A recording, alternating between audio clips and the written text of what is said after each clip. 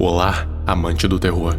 Lá em 1986 havia ocorrido o desastre em Chernobyl. Muitas pessoas morrendo e outras sofrendo, tanto pela explosão e os detritos, quanto por causa dos altíssimos níveis de radiação que, num piscar de olhos, inundou toda a Pripyat. A cidade foi evacuada pelos bombeiros e logo depois, vários grupos de técnicos nucleares foram até o local. Um desses grupos teve que adentrar a usina recém-destruída para ver a situação e para, quem sabe, tentar controlar a situação. Mas infelizmente, a estrutura estava instável e acabou acontecendo um desabamento, deixando-os presos debaixo de vários escombros. E um desses técnicos era chamado de Leo. Leo era um homem comum, tinha uma esposa e um filho, mas isso logo deixaria de importar, porque depois do incidente de Pripyat, ele nunca mais foi o mesmo, literalmente. À medida em que Leo e a sua equipe estavam presos, a radiação ia subindo cada vez mais, chegando a níveis gama ou superiores. E você, que sabe o básico dos efeitos da radiação muito alta, sabe o que ela pode fazer a nossos corpos se ela for exposta por muito tempo. E no caso deles, eles estavam praticamente dentro da fonte de radiação, ou seja, estavam recebendo toda aquela energia em seus corpos de uma só vez. 98% dos técnicos que estavam lá morreram, seja por conta da falta de ar ou por conta da radiação, mas a essa altura já não importava. Os outros 2% foram Leo e mais alguns que não pereceram, mas não saíram ilesos. As células dele foram sendo severamente modificadas, a ponto do seu corpo literalmente derreter e dissolver, seus órgãos internos se fundirem com a camada externa e todo o resto do seu corpo se fundir à roupa anti-radiação que ele estava usando.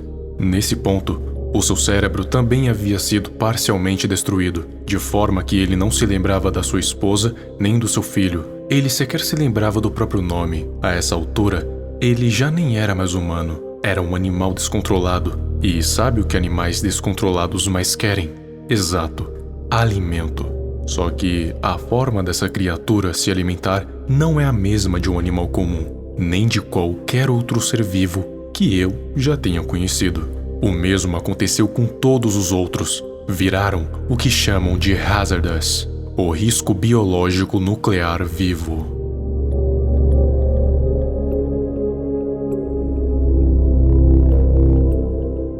Os hazardous, como eu havia dito, não se alimentam de forma comum, não de coisas sólidas ou líquidas. Eles só querem duas coisas: calor e energia. O calor é para que seus corpos não esfriem, porque se eles resfriarem, vão endurecer como lava em contato com a água, virando estátuas radioativas, e isso não pode acontecer. A energia serve para eles manterem seus corpos consistentes e não derreterem completamente. Quanto mais energia eles consomem, mais fortes eles ficam. Então eles coletam calor e energia de qualquer coisa que as emane, seja um motor de carro, um dispositivo eletrônico ou até corpos de seres vivos.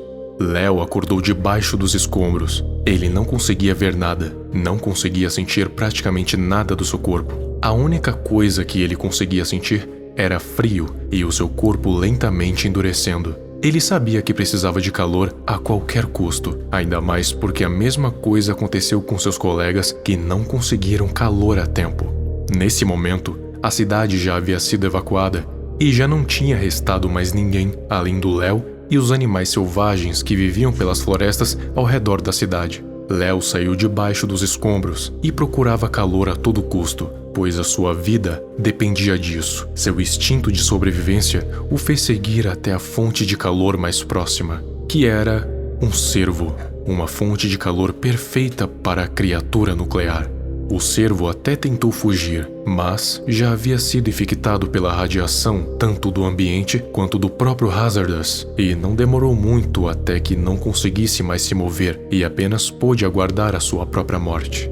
Leo se aproximou do cervo no chão e o tocou, e a sensação foi maravilhosa. Aquele calor sendo absorvido foi como o paraíso para Leo. A sensação quente passando por todo o seu corpo enquanto o cervo pouco a pouco ia se endurecendo, como se estivesse sendo congelado por nitrogênio. Quando Leo terminou, o cervo já estava morto e gelado. Não era mais uma fonte de calor e a pele gosmenta e esverdeada da criatura ficou ainda mais brilhante e mais radioativa. E ele sabia que logo logo ela iria acabar. Por isso, ele precisava de mais. Os outros Hazardas que também conseguiram sobreviver tiveram o mesmo destino de procurar calor incansavelmente de toda a matéria orgânica e inorgânica que emanava calor e energia para que eles pudessem se manter vivos.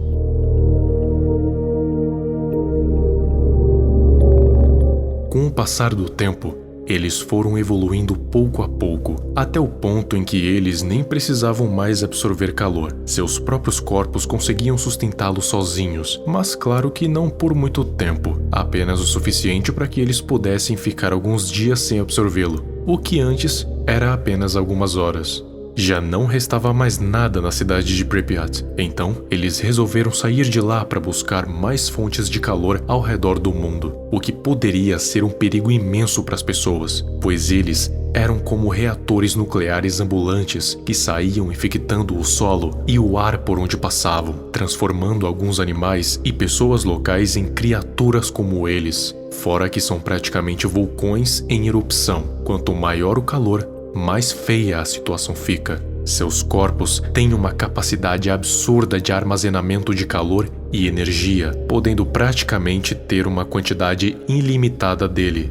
Só que com uma quantidade exageradamente alta de calor e energia, seus corpos se tornam meio que mini-sóis, porque eles ficam com uma temperatura tão alta, mas tão alta, que começam a derreter tudo ao seu redor. Um calor tão intenso que a água evapora em instantes. Paredes ou portas de aço não o seguram. Projéteis derretem e evaporam antes mesmo de conseguirem chegar em suas peles. Chegar perto também não é uma opção. E apesar deles serem praticamente gosmas, eles conseguem se mover surpreendentemente rápido. Mas apesar de serem tão perigosos, eles ainda têm fraquezas. Uma delas é o frio, pois seus corpos precisam de calor. Então, se o oposto for concedido, seus corpos endurecem e eles morrem, ou no mínimo ficam petrificados para sempre. E isso pode ser feito de muitas maneiras. Seja com nitrogênio, levando eles para os polos do planeta em um local isolado, ou simplesmente jogá-los em água gelada. Mas tem que ser um ambiente controlado. Não simplesmente jogá-lo em algum rio, pois ele vai infectar a água e pode matar muitos animais ou mesmo pessoas. Outra fraqueza não muito recomendada são explosões, porque dependendo do quanto de radiação seus corpos estiverem emanando, pode causar um desastre nuclear em larga escala, podendo infectar até mesmo um país inteiro, assim matando várias pessoas ou as transformando em hazardas, e assim o fim do mundo tá feito. Então, explosões apenas em ambientes selados. Falando em selamento, isso pode funcionar também, mas isso vai depender do estado em que o Hazardas estiver, porque se ele estiver no estado em que citei antes, nenhuma câmara de selamento no mundo seria capaz de contê-lo. E falando em mundo, qual o perigo máximo que um Hazardas pode oferecer ao mundo? Você já ouviu falar do núcleo do planeta, certo? Pois bem, ele é basicamente a fonte de vida do nosso planeta. Se por algum acaso um Hazardas ganhar calor o suficiente, nem mesmo o solo aguentará a temperatura e ele começará a descer em direção ao núcleo. E adotando o cenário em que os gases não iriam explodi-lo, ele chegaria ao núcleo do planeta e a partir disso, 3 cenários poderiam acontecer. Claro, baseado na minha própria percepção. 1. Ele seria derretido pelo magma. 2. Ele absorveria o calor do núcleo e assim acabaria destruindo a Terra, morrendo no vácuo do espaço.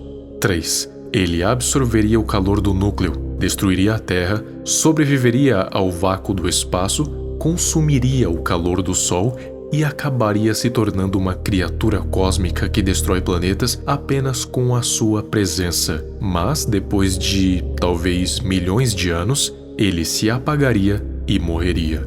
Em todos os cenários, ele morreria, mas levaria toda a vida na Terra consigo. Mas é claro que isso é só uma teoria, mas não deixa de ser uma possibilidade.